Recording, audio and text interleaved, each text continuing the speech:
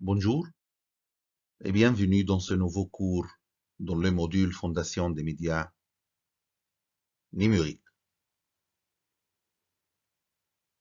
Dans le dernier cours, on a expliqué en détail les caractéristiques du Web 2.0, le Web social, et on a compris que l'évolution des technologies liées au système d'information dans ce Web, le Web participatif, Web 2.0, a amené des changements profonds dans la façon de mémoriser, traiter, émettre et recevoir les informations. On a compris aussi que la composante idéologique du Web 2.0 place en son centre la notion de participation. La participation comprend à la fois l'idée d'une contribution renforcée des utilisateurs et l'idée de partage par la multiplication des échanges entre internautes. On a compris aussi les différents aspects de l'évolution de l'expérience utilisateur et comment, avec les premières générations du site Internet, le Web 1.0, l'interactivité se réduit essentiellement à l'hypertextualité qui permet à l'utilisateur de naviguer d'un lien à l'autre. Mais avec la phase Web 2.0, la réussite d'une présence sur Internet, surtout dans les médias sociaux, dépend de l'engagement actif des utilisateurs. Dans la phase Web 1.0, l'engagement envers un site se mesure dans les statistiques d'utilisation en nombre de pages vues, en durée de visite, mais dans la phase Web 2.0, non seulement la quantité et la qualité des contributions explicites des internautes conditionnent l'existence même des médias sociaux, mais cette information est par définition accessible à tout le monde, ce qui enclenche une boucle de rétroaction. On a expliqué aussi que les contenus qui transitent par les médias sociaux sont essentiellement conçus autour des individus, qu'il s'agisse de partager des actualités, des photos, des vidéos, de trouver et d'entretenir des contacts, d'échanger des avis sur des produits et services, c'est toujours l'individu qui constitue l'unité de base. On a compris aussi que le web sémantique est une extension du web actuel dans laquelle l'information est enrichie de sens et bien définis, permettant aux humains et aux ordinateurs de mieux travailler ensemble. Le web sémantique est devenu ainsi un enjeu prioritaire dans la recherche et le développement de l'Internet. Il ne s'agit plus seulement d'intégrer des données disséminées sur la toile, mais aussi de leur donner du sens. Et cela suppose de comprendre les requêtes des utilisateurs, de relier les informations entre elles et de proposer pour chaque lecteur un résultat de recherche identifiant des sites pertinents par rapport à une requête apportant des réponses intelligentes. On a expliqué aussi que le web sémantique crée effectivement un nouvel univers de relations entre mots-clés, termes de référence, phrases complètes, afin que chaque recherche aboutisse à une réponse satisfaisante. Donc, le web sémantique apporte des solutions qui permettent à un ordinateur de traiter, transformer, rassembler et modifier des données selon les besoins des utilisateurs.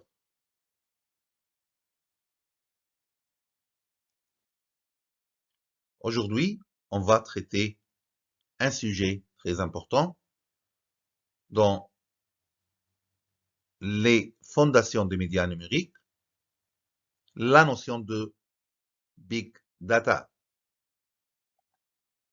Big Data et médias numériques. On va explorer les origines de cette notion et les caractéristiques et les principes fondateurs de cette notion.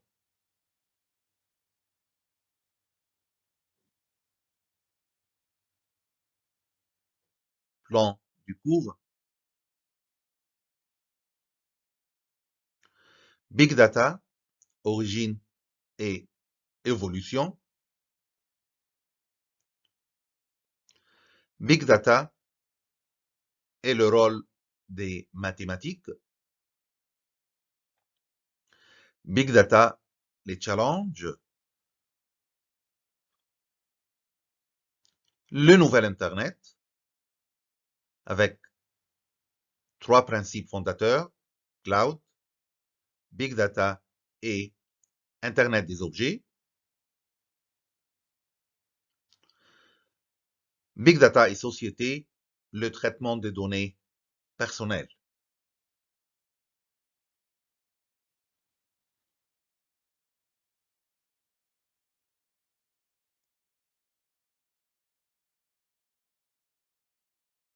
Big Data, origine et évolution selon Gilles Babinet, qui a traité ce sujet dans son ouvrage Big Data, penser l'homme et le monde autrement.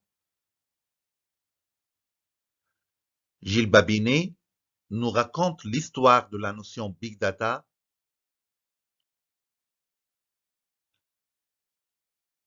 ainsi.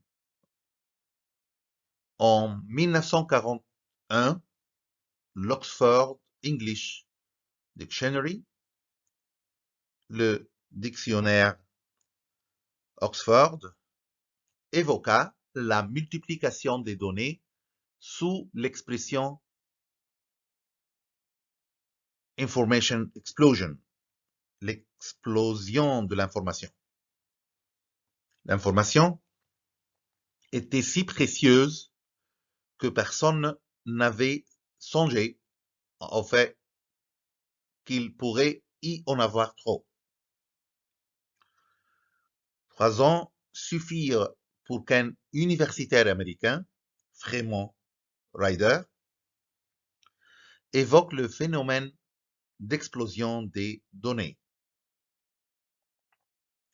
Rydell estimait que la taille des bibliothèques américaines doublait tous les 16 ans et que, en se fondant sur ce taux de croissance, celle de Yale, l'université Yale, contiendrait environ 200 millions de volumes, nécessitant plus de 6 000 employés pour garantir un accès convenable aux ouvrages. Il fut suivi dans les années 1950 par Derek Price,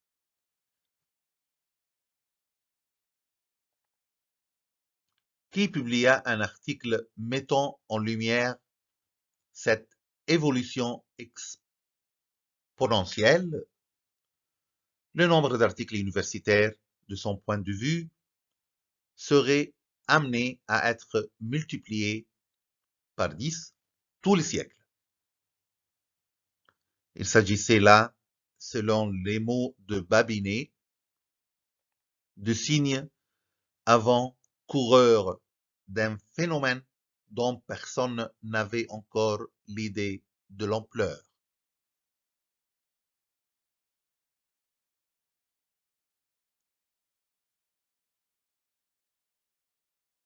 Le premier à l'avoir employé l'expression Big Data semble être, selon Gilles Babinet, Jean Machy, directeur scientifique de Silicon Graphics.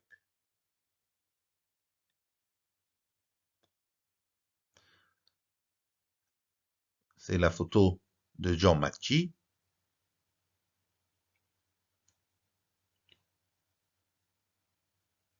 Machy, en 1989, écrivait « Ceux qui conservent les données nous disent qu'ils le font pour le bénéfice du consommateur.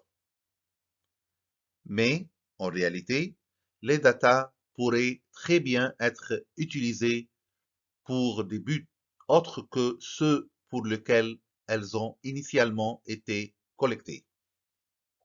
Encore une fois, John Mackey écrivait en 1989, ceux qui conservent les données nous disent qu'ils le font pour le bénéfice du consommateur.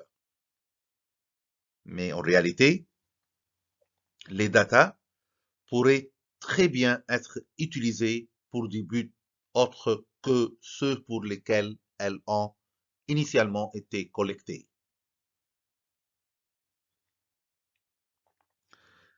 Il est vrai que Silicon Graphics produisait les ordinateurs alors considérés comme parmi les plus puissants, à même de faire d'importants traitements de données et potentiellement de faire des analyses du type de celles que l'on trouve dans l'univers du Big Data, comme Gilles Babinet a constaté.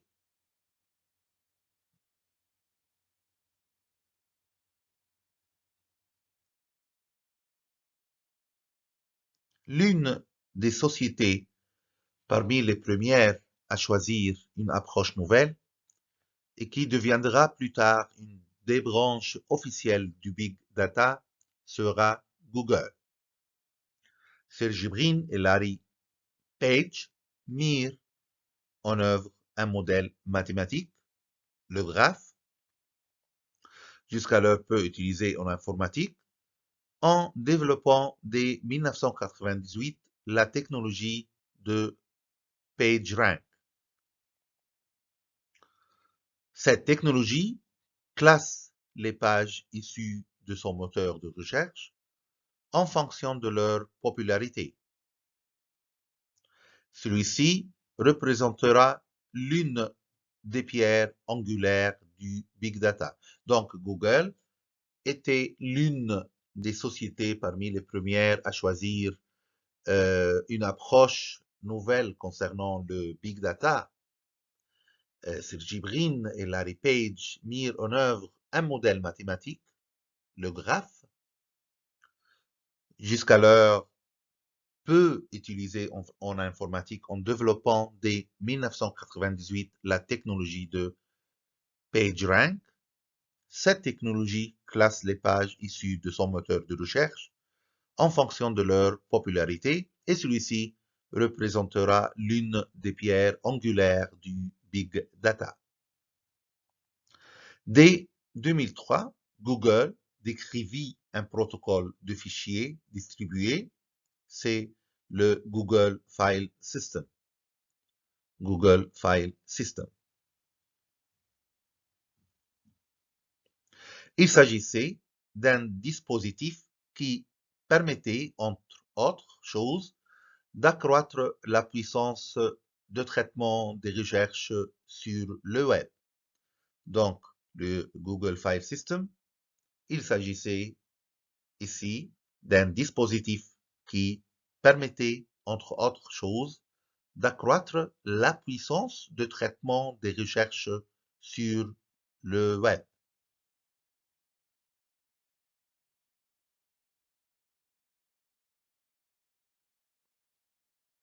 En 2004, Google expliquait avec MapReduce comment optimiser les modes de traitement et de calcul dans le contexte de données massives. MapReduce, selon Wikipédia, est un patron de conception de développement informatique inventé par Google dans lequel sont effectués des calculs parallèles et souvent distribués de données potentiellement très volumineuses.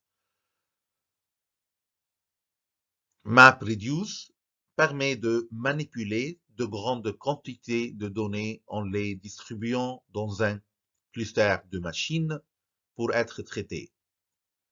Ce modèle connaît un vif succès auprès de sociétés possédant d'importants centres de traitement de données tels Amazon.com ou Facebook.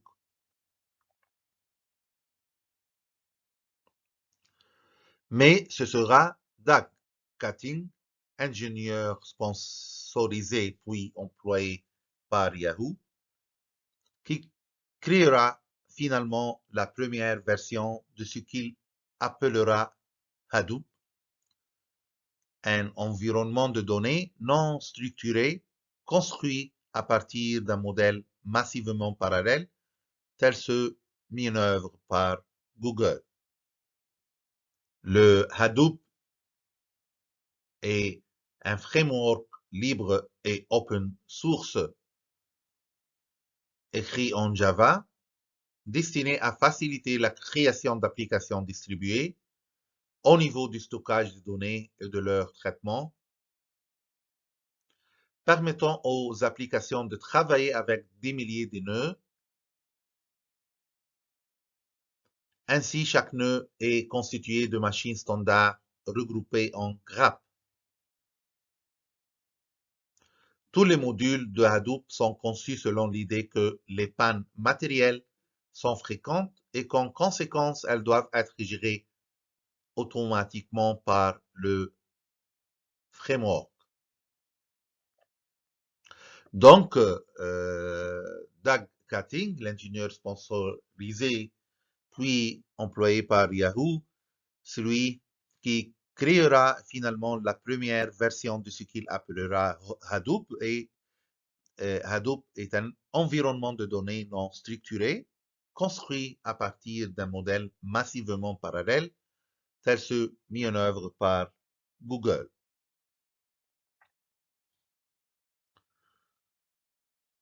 Il s'agit ici d'un moyen d'effectuer des requêtes, recherche évoluée, dans des puits de données distribués, dont les informations à traiter ne sont pas nécessairement toutes situées au même endroit. C'est ici ce qui est important. Il s'agit d'un moyen d'effectuer des requêtes, des recherches des internautes, dans des puits de données distribués, dont les informations à traiter ne sont pas nécessairement toutes situées au même endroit, mais réparties dans des serveurs distants les uns des autres. Ces requêtes, ces recherches évoluées, pouvant avoir des natures à peu près illimitées, comme des algorithmes complexes. Donc, en 2004, Google expliquait avec MapReduce comment optimiser les modes de traitement et de calcul dans le contexte de données massives, mais ce sera Doug Cutting, l'employé par Yahoo, qui créera finalement la première version de ce qu'il appellera Hadoop. Il s'agit d'un moyen effectué. Il s'agit ici d'un moyen d'effectuer des requêtes dans des puits de données distribués dont les informations à traiter ne sont pas nécessairement toutes situées au même endroit, mais réparties dans des serveurs distants les uns des autres. Ces requêtes pouvant avoir des natures à peu près illimitées comme des algorithmes complexes.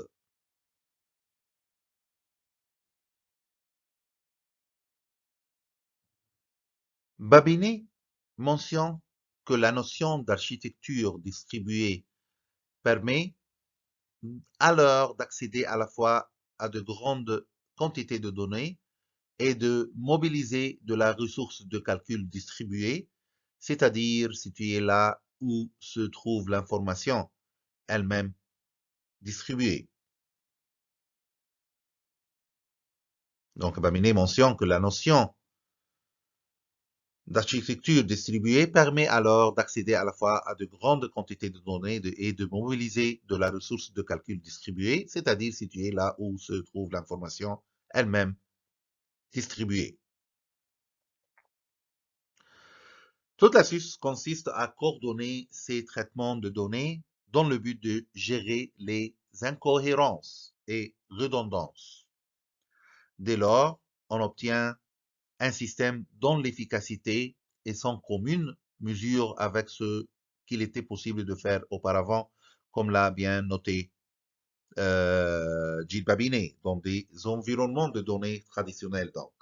Donc, toute l'astuce consiste à coordonner ces traitements de données dans le but de gérer les incohérences et redondances. Dès lors, on obtient un système dont l'efficacité et son commune mesure avec ce qu'il était possible de faire auparavant dans des environnements de données traditionnels. Gilles Babinet explique: une représentation très allégorique permet de comprendre la différence des systèmes de big data par rapport aux systèmes traditionnels. Dans un modèle classique, ça veut dire dans un modèle traditionnel, si les données étaient une photographie, on déconstruirait celle-ci pixel par pixel et on rangerait ces pixels en fonction de leur couleur. Les rouges dans le silo rouge, les bleus dans le silo bleu, et ainsi de suite. Dans le modèle Big Data, rien de tel. L'on prendra simultanément plusieurs jumelles afin de zoomer sur la photo aux différents endroits auxquels l'on s'intéresse. Donc, dans le modèle Big Data, on prendra simultanément plusieurs jumelles afin de zoomer sur la photo aux différents endroits auxquels l'on s'intéresse pour observer à loisir des variations entre différents points de la photo. Dans un cas, les données sont pré-traitées, il s'agit du modèle classique ici. Dans l'autre, les données sont utilisées en mode non structuré. Donc ici, l'évolution que les données sont dans le modèle Big Data sont utilisées en mode non structuré. Le premier cas permet de faire de façon remarquablement efficace des opérations simples, compter le nombre de pixels, connaître le nombre de fois où il se trouve à côté d'un pixel rouge, la moyenne à laquelle les bleus apparaissent, ainsi de suite.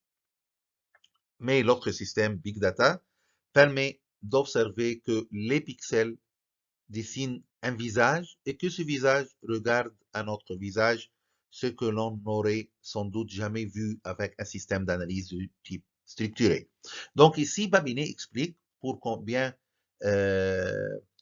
illustrer la différence entre système de big data par rapport au système traditionnel. Il nous a donné l'exemple si les données étaient une photographie, on déconstruirait celle-ci pixel par pixel et on rangerait ces pixels en fonction de leur couleur. Donc les rouges dans le silo rouge, les bleus dans le silo bleu et ainsi de suite. Mais dans le modèle Big Data, on prendra simultanément plusieurs jumelles afin de zoomer sur la photo aux différents endroits auxquels l'on s'intéresse pour observer à loisir des variations entre différents points de la photo. Donc, dans un cas, les données sont pré-traitées, il s'agit du modèle classique.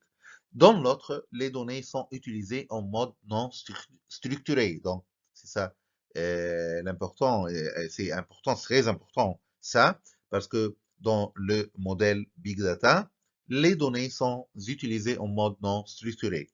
Le premier cas permet de faire de façon remarquablement efficace des opérations simples dans le cas donc classique, compter le nombre de pixels, compter le nombre de pixels et compter le nombre de fois où il se trouve à côté d'un pixel rouge, la moyenne à laquelle des bleus apparaissent. Et l'autre système permet d'observer que le pixel dessine un visage et que ce visage regarde un autre visage.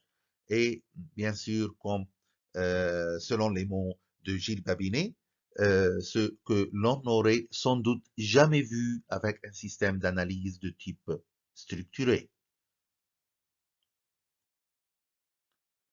Gilles Babinet ajoute que Doug Kating comprit immédiatement la portée de ce qu'il avait inventé et réussit à convaincre Yahoo de privilégier un modèle open source pour Hadoop. Kating était convaincu qu'une telle technologie ne pourrait perdurer que si elle était améliorée par une large communauté, telle que seuls les environnements open source sont capables de mobiliser. Chacun fut donc libre d'en utiliser le code et de l'améliorer. Et c'est ici réside la signification de open source. Cette décision fut sans doute celle qui permit à l'univers du Big Data d'exister. Donc, Katin comprit immédiatement la portée de ce qu'il avait inventé et réussit à convaincre Yahoo de privilégier un modèle open source pour Hadoop. Babinet écrit: comme les sociétés étaient nombreuses à connaître des limitations en matière de vélocité de traitement des données, ça veut dire de la vitesse de traitement des données, la communauté qui eut envie de s'impliquer dans l'amélioration de Hadoop n'en fut que plus grande. Plusieurs milliers de développeurs s'inscrivirent rapidement sur les forums traitant de Hadoop MapReduce, des volets en français, en allemand et dans d'autres langues encore furent créés.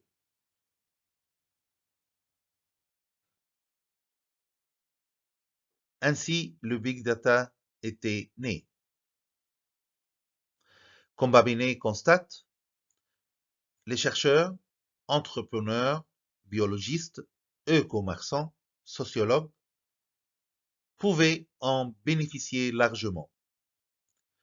Il mentionne que beaucoup n'auraient jamais osé imaginer que des traitements massifs de ce type seraient un jour possibles et économiquement accessibles. Pourtant, dans un premier temps, cette approche fut considérée comme si radicale qu'on n'osa pas l'utiliser à grande échelle et rares furent les sociétés qui mirent en œuvre le concept du big data sur leur application critique. Toutefois, d'autres sociétés comprirent le potentiel considérable de cette invention. Les utilisations furent de plus en plus massives et, à présent, des acteurs de tout type ont choisi de faire des implémentations de type Big Data au cœur de leur système d'information.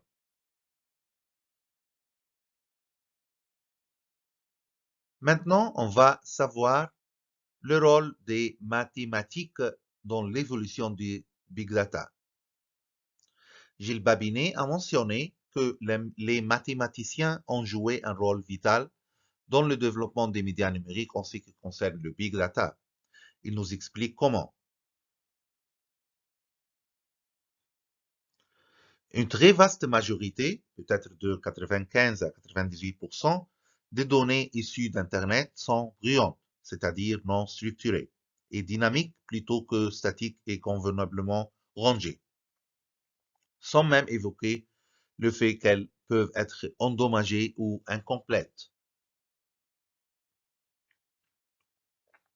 Typiquement, les données issues des réseaux sociaux, de Facebook, Twitter ou Instagram, sont principalement textuelles et donc nécessitent d'importants travaux pour les exploiter.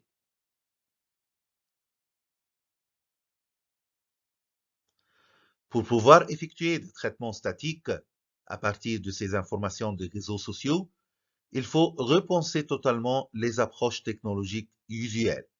Cela signifie qu'il a fallu créer de nouveaux outils mathématiques à partir des ensembles de données.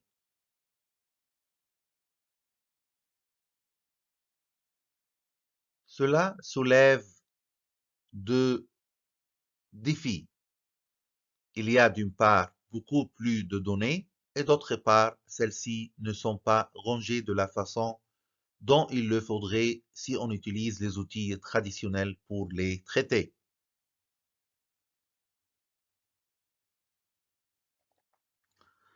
Les solutions viendront progressivement en associant plusieurs méthodes, parfois issues de disciplines très éloignées les unes des autres.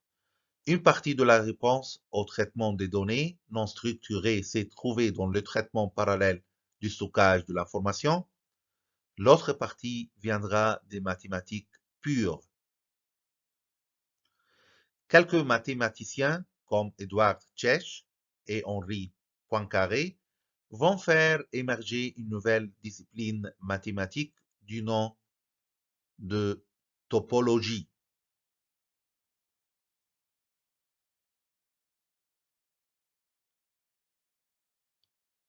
La topologie permet d'analyser les phénomènes de corrélation dans de nombreuses séries de chiffres.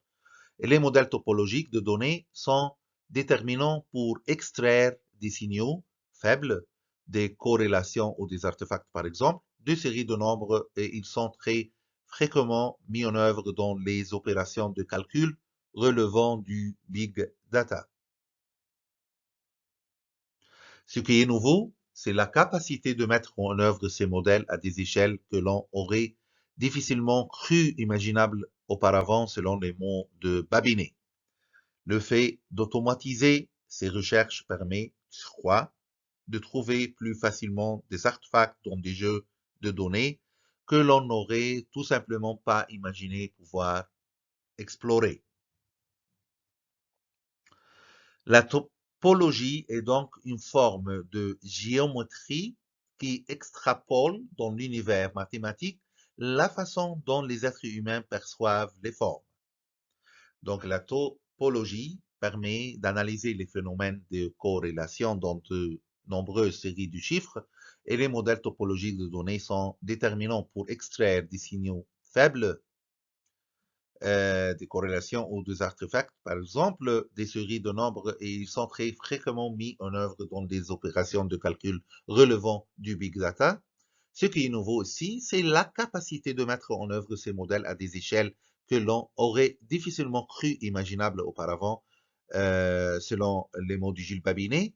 La topologie est donc une forme de géométrie qui extrapole dans l'univers mathématique la façon dont les êtres humains perçoivent les formes.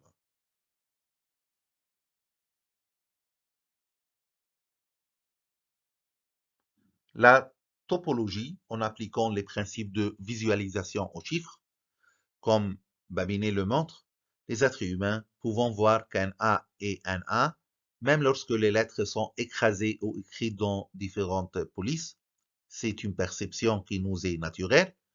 Donc, la topologie, en appliquant les principes de visualisation aux chiffres, permet aux chercheurs observant un ensemble de données d'identifier des zones comportant des similitudes, même si certains détails sous-jacents peuvent en apparence être différents.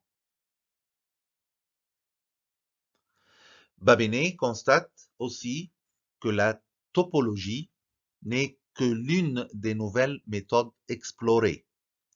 Elle se combine généralement avec d'autres disciplines pour permettre d'obtenir des résultats concrets.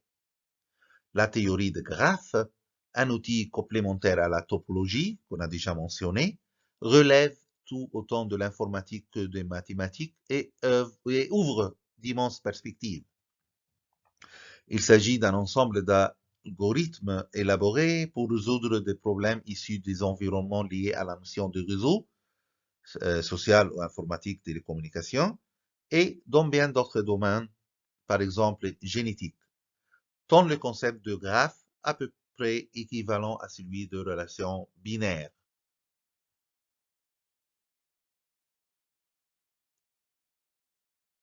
La théorie de graphe nous montre Babinet, appliquée par exemple sur les réseaux sociaux, décrit chaque personne sous forme de nœud, tandis que les informations échangées entre ces personnes sont représentées sous forme de liens. Donc, il y a les nœuds qui décrivent chaque personne et les informations échangées entre ces personnes sont représentées sous forme de liens. Le modèle d'algorithme issu de cette théorie aide à découvrir le chemin le plus court entre les nœuds, à propos d'un thème éditorial par exemple, ou d'un certain type d'interaction, et donc à révéler des sous-communautés sociales plus denses à l'égard de ce que l'on recherche.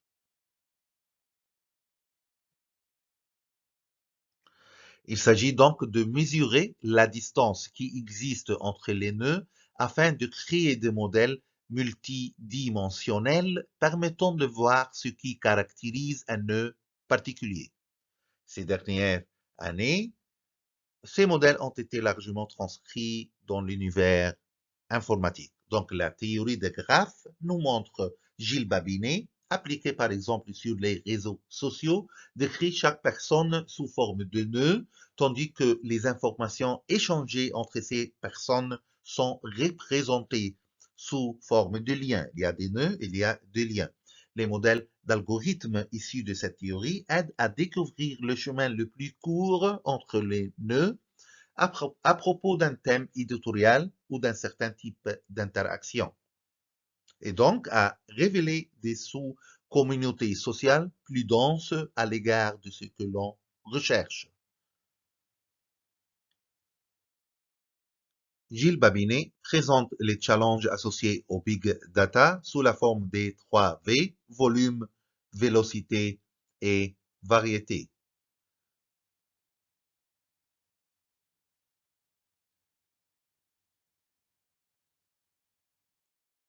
Concernant le volume, Gilles Babinet nous explique que les entreprises font aujourd'hui face à une explosion des données.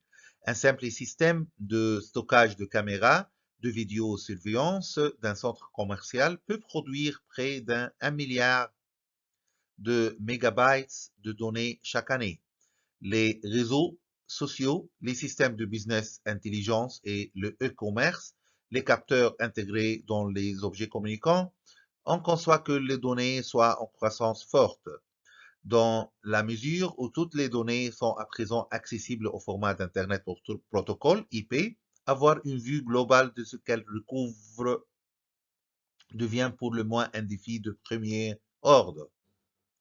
Selon Babinet, les fonctions informatiques de l'ensemble de grandes entreprises, les technologies actuellement déployées ne sont absolument pas conçues pour administrer de façon efficace de telles quantités de données.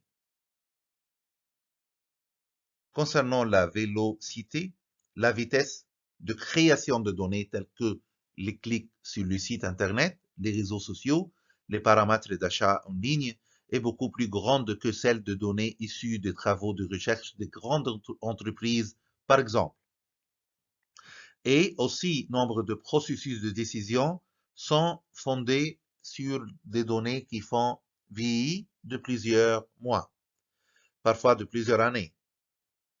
Il est généralement impossible de réagir en temps réel, comme l'a bien noté Gilles Babini. Il est encore moins possible de faire des interactions de données fraîches issues de départements différents.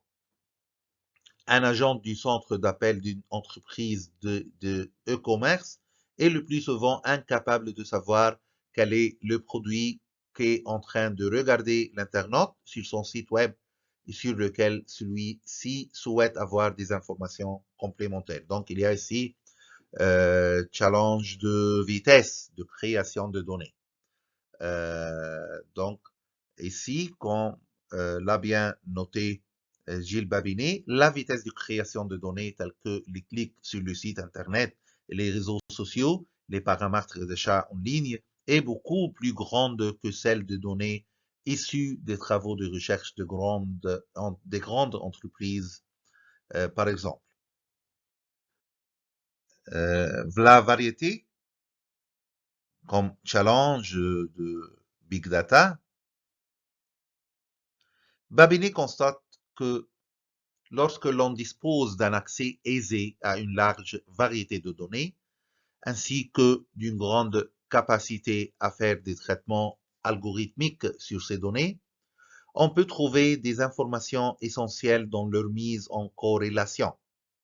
Selon lui, et comme exemple, le policier peut superposer des données particulièrement variées, comme la structure architecturale des différentes zones urbaines, l'historique des délits commis, la météo et de nombreux autres facteurs. Une analyse poussée a permis de définir un modèle qui permet de répartir de façon optimale les forces de police, aboutissant à une diminution à ce jour non chiffrée de façon indépendante de nombre de délits.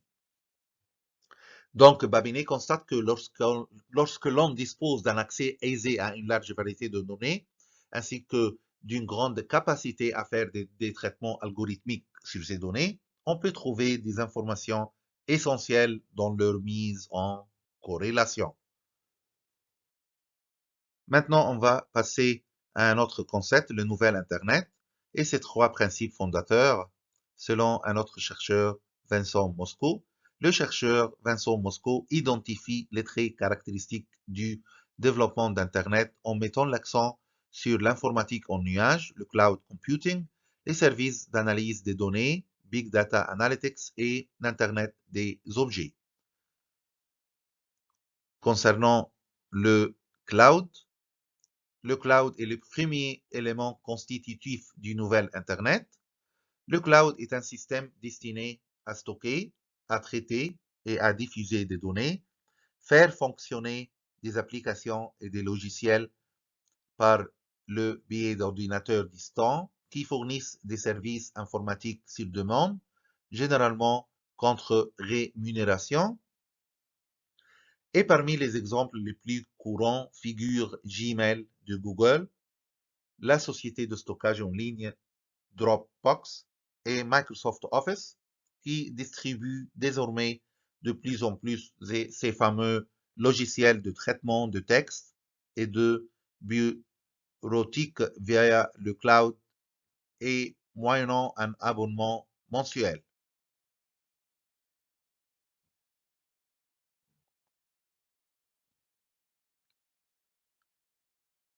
Le cloud, ce procédé qui permet une économie d'espace de stockage, a donné naissance à un secteur industriel en croissance rapide, composé d'entreprises proposant des solutions de stockage, des services informatiques en ligne et qui vendent des données clients à d'autres sociétés spécialisées dans le marketing des biens et de services. La diversité et la pluralité des serveurs qui constituaient la base de l'Internet d'origine a évolué en un système global et centralisé de centres de données, contenant chacun des dizaines ou des centaines de milliers de serveurs, reliés et exploités principalement par des sociétés privées. Donc, ce procédé, qui permet une économie d'espace de stockage, a donné naissance à un secteur industriel en croissance rapide, composé d'entreprises proposant des solutions de stockage, des services d'informatique en ligne, et la diversité et la pluralité des serveurs qui constituaient la base de l'Internet d'origine a évolué donc en un système global et centralisé de centres de données, contenant chacun des dizaines ou des centaines de milliers de serveurs reliés et exploités principalement par des sociétés privées. Vincent Mosco nous raconte que le journal scientifique de référence Nature a, sur ce point, très nettement marqué la distinction entre l'Internet initial et celui désormais fondé sur le cloud, quand il a appelé le gouvernement des États-Unis à établir un cloud commun, c'est-à-dire que l'on ne peut s'approprier privativement pour la recherche biologique et plus particulièrement pour ce qui est du domaine de la génomique. Cette demande était motivée par le fait que la recherche sur de grands ensembles de données est beaucoup plus facile et plus rapide à effectuer dans le cloud que via des serveurs localisés dans chaque université. Le gain de temps pour la mise en œuvre d'un projet est notable, si ce même pour des programmes réalisés dans le cloud et 6 mois via l'Internet classique. Promu par ce fort potentiel pour la recherche, mais plus encore par une très vaste campagne de publicité comprenant même de messages publicitaires diffusés à très haut coût dans le cadre de la transmission télévisuelle du Super Bowl 2011, finale de la Ligue de football américain, Super Bowl, visant à encourager les individus et les organisations à se déplacer vers le cloud. Celui-ci est devenu rapidement familier à la plupart des utilisateurs d'Internet. Comme le dessin canin du New Yorker a marqué la naissance du premier Internet auprès du grand public, Moscou affirme que le nouvel Internet a commencé avec une publicité apparue dans un numéro de 2012 du même magazine et présentant un jeune garçon larmoyant auprès de son professeur. Le cloud a mangé mes devoirs.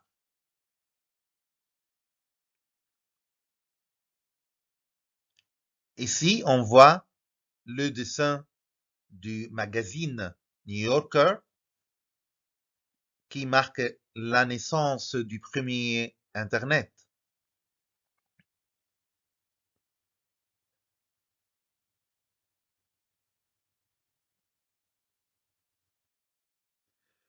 Comme nous raconte Vincent Moscou, en 1993, le New Yorker résume l'anonymat sur Internet dans un dessin devenu culte.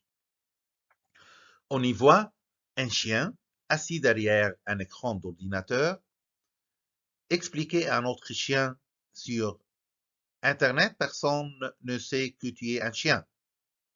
7 ans plus tard, le magazine estime que ce dessin symbolise l'esprit d'Internet. Son auteur, Peter Steiner, a lui gagné plus de 50 000 dollars dans note le journal Le Monde. Et là, à l'occasion de ses 90 ans, le New Yorker a publié une mise à jour du fameux dessin, tout aussi pertinente que l'original, de Kamran Hafiz. Cette fois-ci, les deux chiens sont par terre, leur maître derrière l'ordinateur. L'un dit à l'autre, tu te rappelles quand personne ne connaissait ton identité sur Internet, intact aux grandes entreprises du web comme Google ou Facebook qui conservent certaines données personnes de leurs utilisateurs.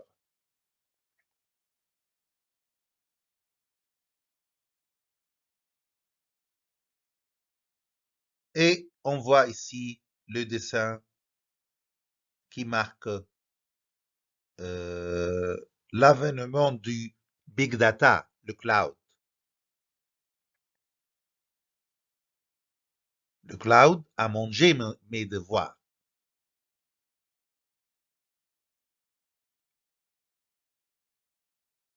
Toujours en expliquant ce principe fondateur, le cloud, principe fondateur du nouvel Internet, Vincent Moscou ajoute le cloud s'apparente davantage à une fabrique de données qu'à un simple entrepôt, car il traite les données pour produire des services dans les domaines du marketing, de la comptabilité, de la gestion de relations clients ou au niveau juridique et financier. Donc, dans les domaines du marketing, de la comptabilité, de la gestion de relations clients ou au niveau juridique et financier. Cela fait de l'ensemble des sociétés et administrations utilisant ces services des partenaires commerciaux avec les entreprises qui possèdent et gèrent les centres de données.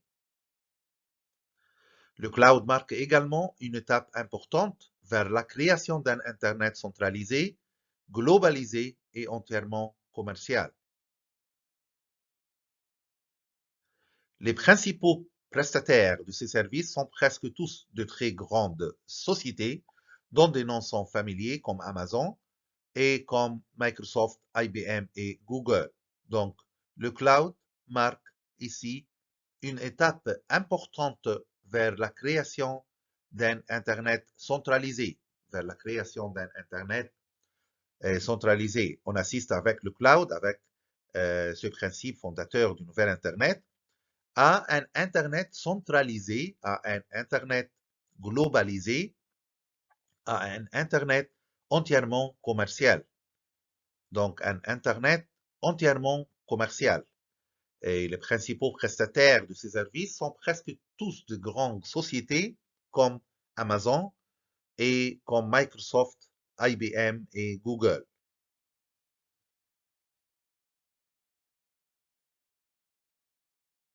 Deuxième principe fondateur du nouvel Internet, c'est le big data, cette notion qu'on s'intéresse ici dans ce cours, les big data. Les big data constituent un pilier du nouvel Internet. Le procès de traitement des big data consiste généralement en la captation d'un large, voire très large ensemble de données, presque toujours quantitatives, et en l'identification de formes de cohérence ou de corrélation en vue d'acquérir des informations sur les comportements et attitudes actuelles des individus et, à partir d'elles, de proposer des prédictions.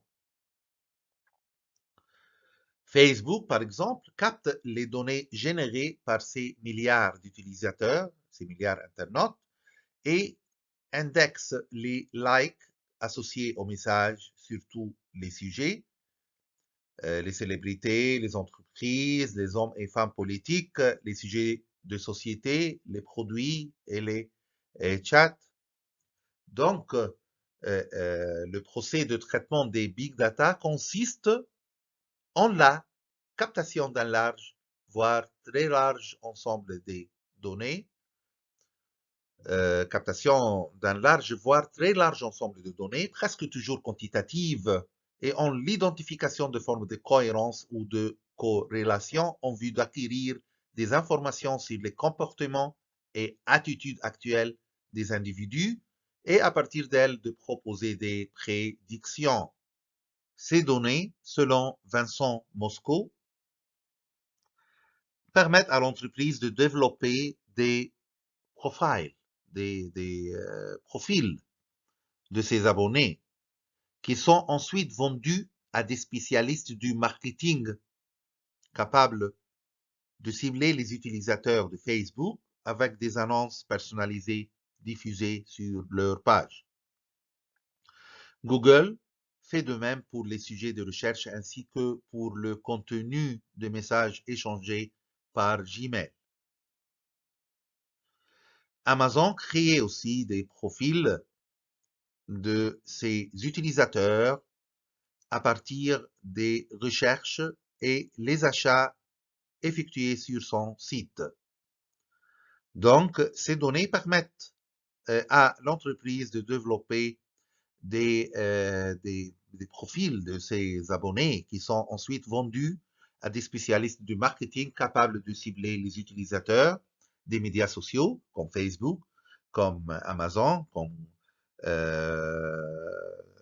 Amazon, ce site très connu pour faire des achats, et Google, qui fait de même pour les sujets de recherche ainsi que pour le contenu de messages échangés par Gmail.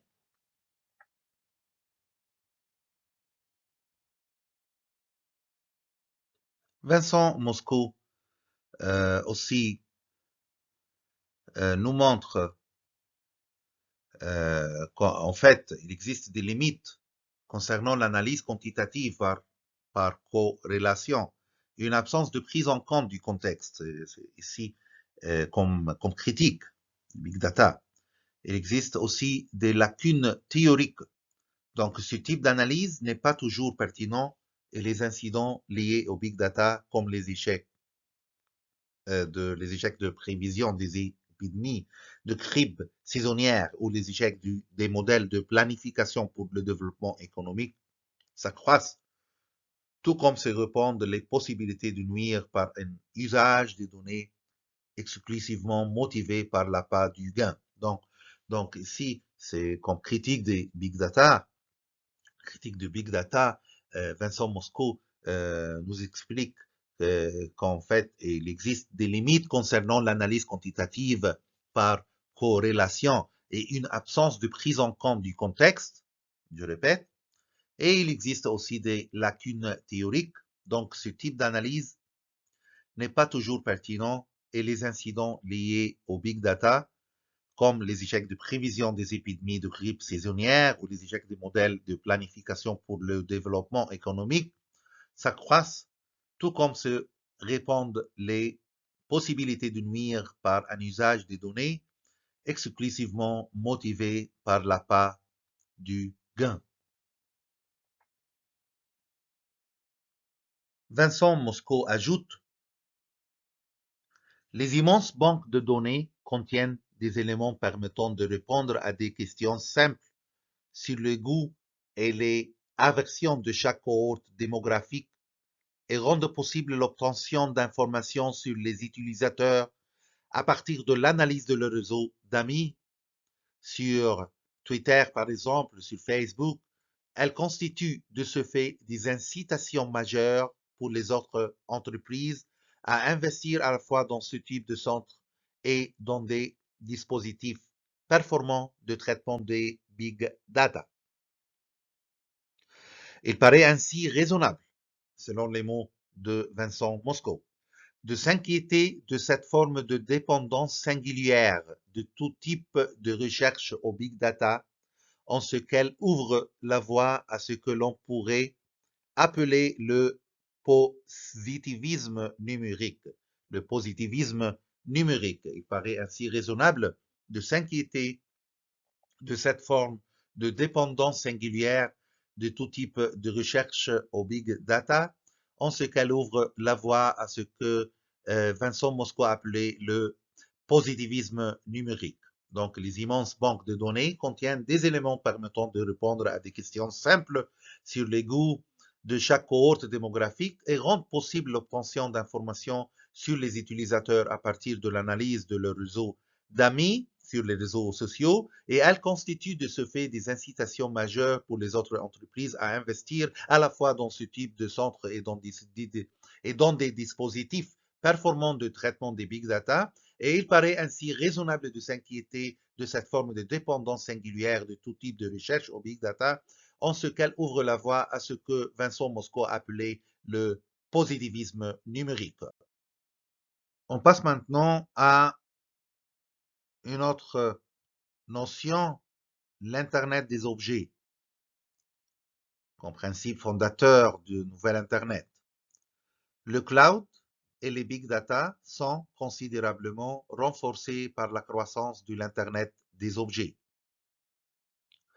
Des montres qui surveillent la pression artérielle, au réfrigérateur qui vous incite à acheter du lait, des chaînes d'assemblage dirigées par des robots.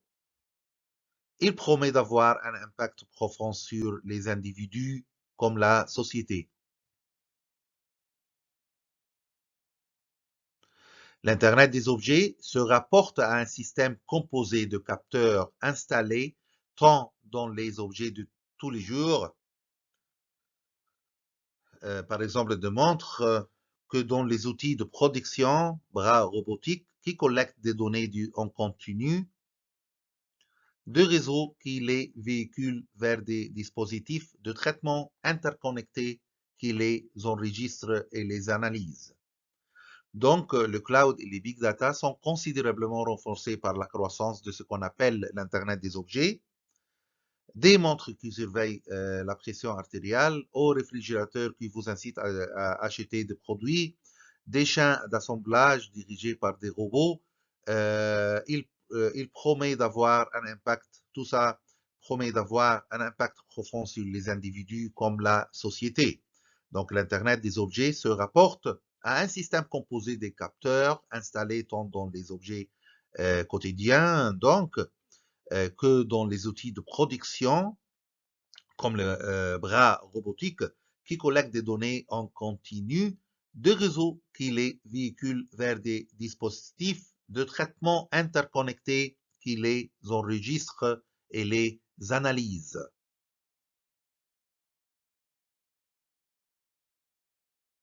L'Internet des objets,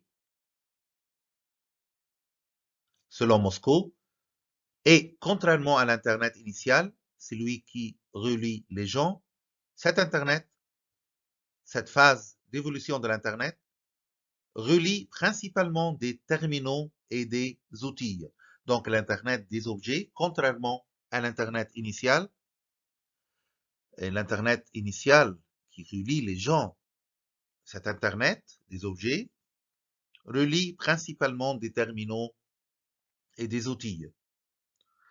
Donc l'Internet des objets s'est affirmé grâce aux avancées réalisées sur la miniaturisation de dispositifs de captation des informations et grâce aux améliorations de la puissance de traitement permettant de superviser en temps réel les activités, analyser les usages et de véhiculer ces données sur les réseaux électroniques.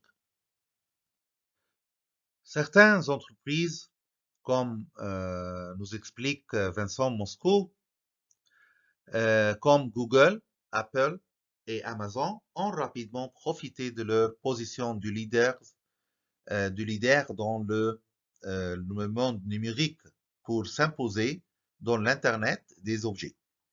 La voiture sans pilote de Google, la montre d'Apple, la robotisation du traitement des commandes dans les entrepôts d'Amazon. Amazon se prépare également à utiliser des drones pour les livraisons et développe des formes entièrement nouvelles d'emballage qui comprennent des boutons poussoirs destinés à automatiser les réapprovisionnements et le renouvellement de commandes. On passe maintenant aux questions liées à l'environnement et à la protection de la vie concernant ce nouvel monde numérique, le nouvel Internet. Vincent Moscou explique qu'il y a une tendance à considérer le monde numérique comme immatériel parce qu'il est composé d'électrons invisibles circulant à travers les airs. Les centres de données liés au cloud sont des infrastructures, tout ce qu'il y a de matériel, et au fur et à mesure qu'ils envahissent le monde, émergent de multiples questions de politique environnementale. Les problèmes de confidentialité et de sécurité vont également augmenter de façon exponentielle avec le nouvel Internet, car une meilleure connectivité augmente symétriquement les possibilités de panne technique et de piratage des données. Donc, il y a ici une tendance à considérer le monde numérique comme immatériel parce qu'il est composé d'électrons invisibles circulant à travers les airs. Les centres de données liés au cloud sont des infrastructures, tout ce qu'il y a de matériel, et au fur et à mesure qu'ils envahissent le monde, émergent de multiples questions de politique environnementale, donc des questions concernant l'environnement, et les problèmes de confidentialité aussi, et les problèmes de sécurité vont également augmenter de façon exponentielle avec le nouvel Internet, car une meilleure connectivité augmente symétriquement les possibilités de panne technique et de piratage des données. Moscou ajoute, les problèmes techniques et le piratage d'origine criminelle affectent le système. En une seule journée de 2015, l'ensemble de la flotte américaine d'avions United Airlines a été cloué au sol, la bourse de New York a été fermée pendant plusieurs heures et les ordinateurs du Wall Street Journal ont été empêchés de fonctionner. Le principal attrait de cette omniprésence numérique réside dans la valorisation des données sur le comportement des personnes et la performance des objets. Ces données offrent la possibilité aux entreprises d'affiner leur publicité ciblée et de procéder à un formatage des produits bien au-delà de ce que les systèmes rudimentaires de l'Internet d'aujourd'hui permettent. Donc, il existe des problèmes techniques, il existe des problèmes de sécurité, de confidentialité, il y a le piratage.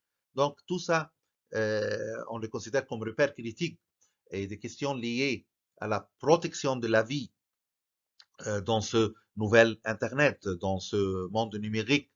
Et donc, le principal attrait de cette omniprésence numérique réside dans la valorisation des données sur le comportement des personnes et la performance des objets. Ces données offrent la possibilité aux entreprises d'affiner leur publicité ciblée et de procéder à un formatage des produits bien au-delà de ce que les systèmes rudimentaires de l'Internet d'aujourd'hui permettent. Le big data et l'industrialisation du traitement des données personnelles, selon André Mondou et Marc Ménard comme repère critique de le nouvel Internet et du Big Data. André Mondou et Marc Ménard ont analysé les effets du Big Data en ce qui concerne le traitement des données personnelles. Selon ces deux chercheurs, les modèles d'affaires de nombreuses entreprises reposent de plus en plus sur la collecte et l'analyse de grands flux de données provenant d'Internet, et c'est particulièrement le cas des médias sociaux numériques. Donc, c'est particulièrement le cas des médias sociaux numériques. Les médias sociaux numériques tirent profit des contenus déposés sur leur site, créant et réalisant de la valeur à partir des données personnelles des usagers, que celles-ci soient déposées volontairement, observées ou inférées par analyse. Ces données peuvent être du contenu généré par les utilisateurs, commentaires, photos, vidéos, que des données comportementales, navigation sur Internet, achat, social, contact, amis, de localisation, adresse résidentielle, adresse IP, géolocalisation, démographique, âge, revenu, ou de nature officielle, information financière, dossier médical, numéro de sécurité. André Mondou et Marc Ménard ajoutent: c'est une quantité toujours plus importante de données personnelles qui est captée, stockée et analysée.